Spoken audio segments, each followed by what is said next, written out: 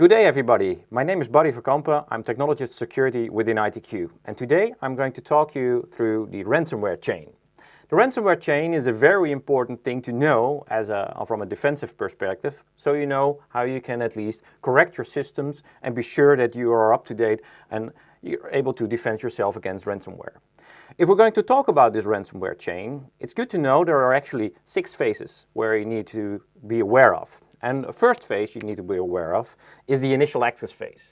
The initial access phase is the possibility to have the first access in your organization from a criminal perspective. The criminals are trying to search for your systems or are searching for credentials, for example, to break into your systems.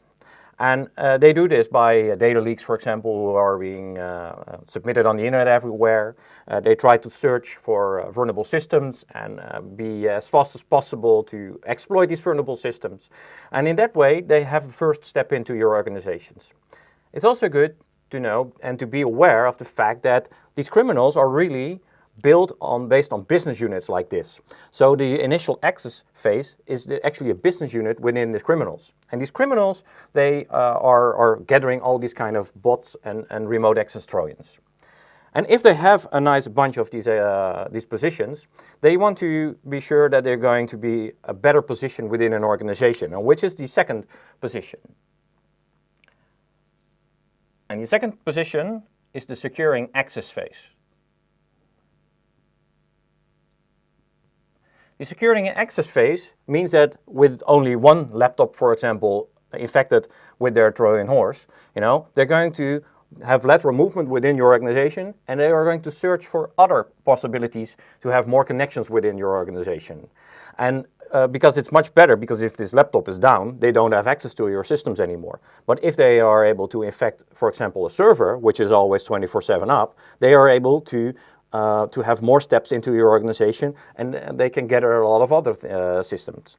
And this business unit on the first side, they are really selling those positions to the next business, the business unit for securing access. The next level behind it is the exfiltration phase. And the exfiltration phase is there where all the criminals are going to steal your data. And the exfiltration phase is very important mainly for their business case, because they're going to gather all the documents, all the invoices they can find in your organization. And it's really nice to know that kind of details from a criminal perspective, because later on, when they're going to ransom you and ask ransom money, they want to know what your organization is worth. And by knowing, for example, the invoicing, they can make a calculation and see how important they are.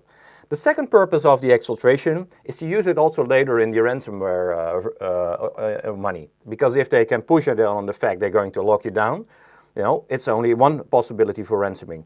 But the second thing is if they are also pushing you, that they're going to say to you, okay, we're going to drop these documents on the internet. It could also be a very important thing that your intellectual property, for example, is going to be public. And that can be also a really big danger for your organization. Then this is actually the preparation part of the criminals. And the next step is the crypto locking phase. And that's the position where most of the organization. When you get into this phase, you're going to see that the ransom is really going on.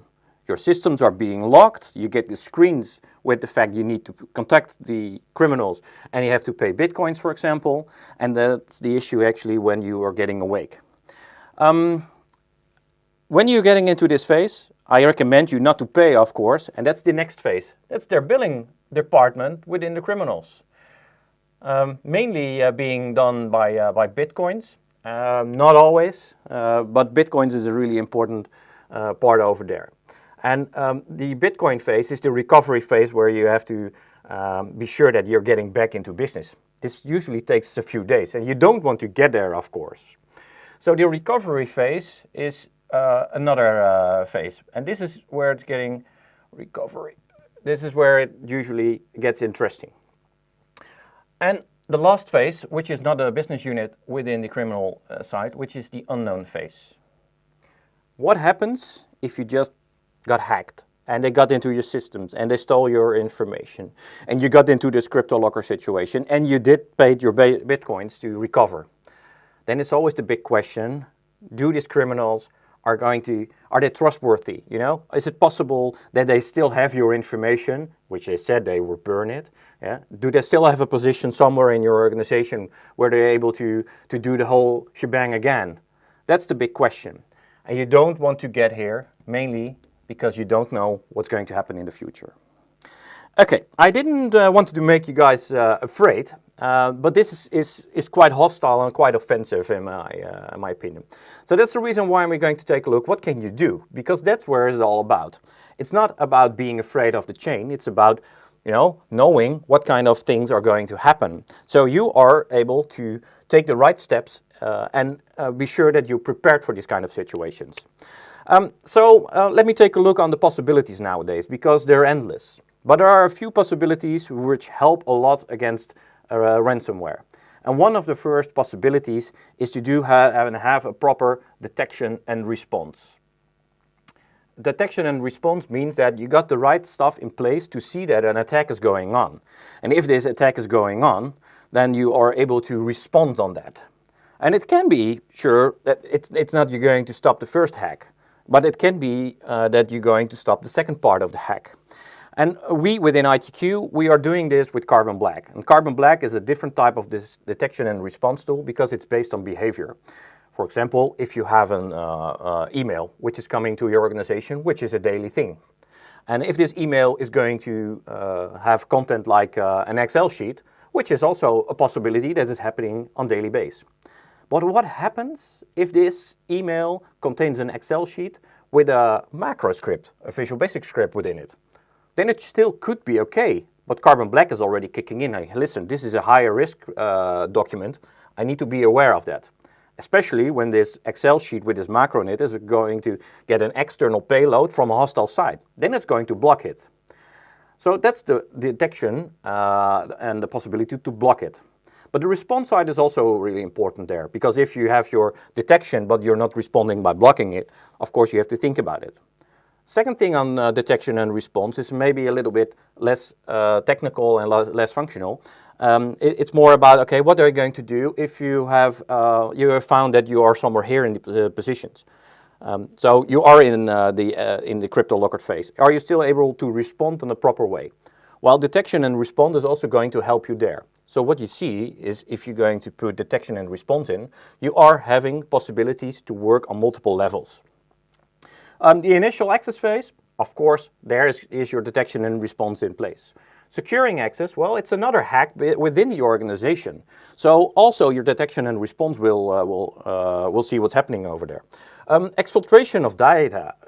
These tools are capable to find anomalies within your network traffic, for example, and to see, hey, this is a large amount of data or a large amount of emails is being deleted. We're going to respond on that.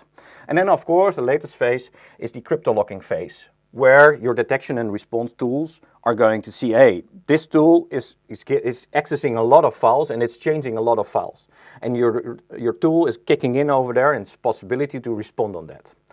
To be honest, on the payment and the recovery phase, well, it's a little bit doubtful if you have your detection and response in place. You can monitor the situation if this is not happening again. But in the end, in the final phase, where you don't have visibility anymore on the criminals, you still have visibility with these kind of tools to be sure that you are having a healthy network and be sure that you can be up for all time.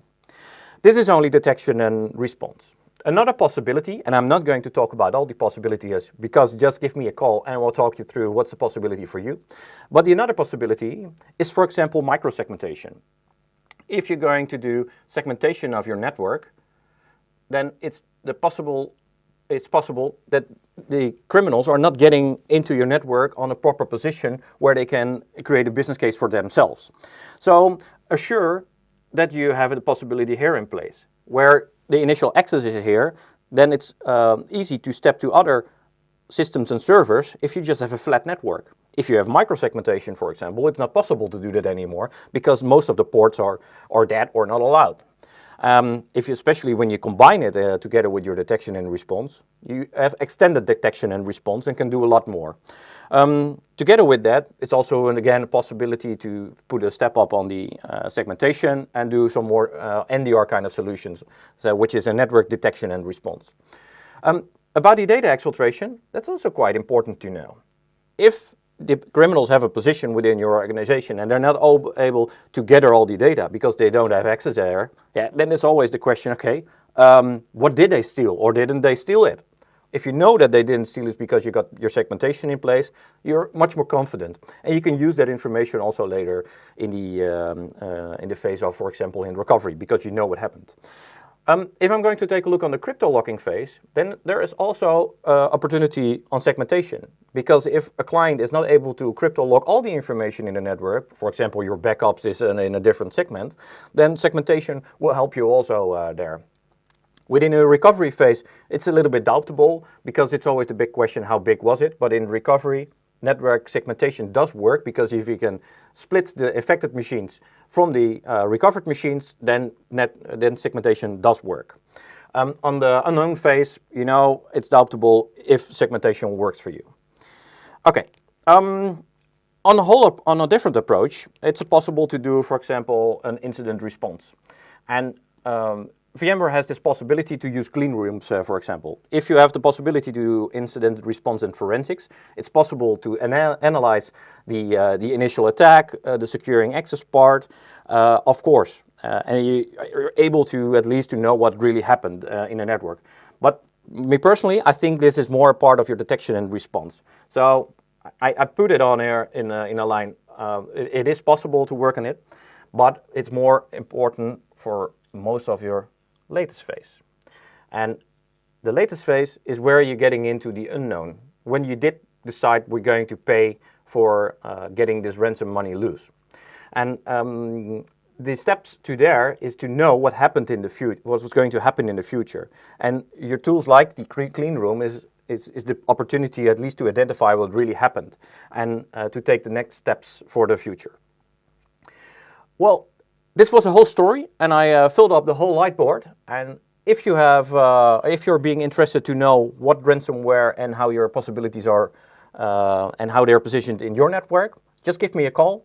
I'm open for discussion always, and just give me a sign. Thank you for watching.